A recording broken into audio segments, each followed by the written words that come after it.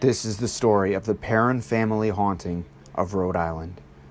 All content is credited to TonySpera.com, aka NESPR.com, the Warrens' original website. Without further ado, let's jump right into the story and get going. The Perrons. In January 1971, the Perron family moved into a 14-room farmhouse in Harrisville, Rhode Island, where Carolyn, Roger, and their 5 daughters began to notice strange things happening almost immediately after they moved in. It started small. Carolyn would notice that the broom went missing or seemed to move from place to place on its own. She would hear the sound of something scraping against the kettle in the kitchen when no one was in there. She'd find small piles of dirt in the center of a newly cleaned kitchen floor, and the girls began to notice it too. And they also noticed spirits around the house. Though for the most part, they were harmless. However, there were a few that were angry. The farmhouse. Carolyn allegedly researched the history of the home and discovered that it had been in the same family for 8 generations, and that many of them had died under mysterious or horrible circumstances. Several of the children had drowned in a nearby creek, one was murdered, and a few of them even hanged themselves in the attic. The spirit that was depicted in the film The Conjuring, Bathsheba Sherman, was the worst of them all, says Andrea Perron. Whoever the spirit was, she perceived herself to be mistress of the house, and she resented the competition that my mother posed for that position. Once again said by Andrea Perron, who was the oldest of the 5 girls. Bathsheba. It turns out there was actually a real person named Bathsheba Sherman who lived on the Perrons' property in the mid-1800s.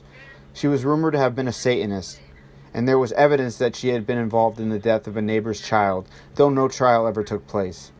She was buried in a nearby Baptist cemetery in downtown Harrisville. The Perrons believed that it was Bathsheba's spirit that was tormenting them. According to Andrea, the family experienced other spirits as well, that smelled like rotting flesh and would cause beds to rise off the floor. She claims her father entered the basement to feel a cold, stinking presence behind him, so they often stayed away from the dirt-floored cellar. But the heating equipment would often fail mysteriously, causing Roger to venture down into the cellar yet again. The Seance.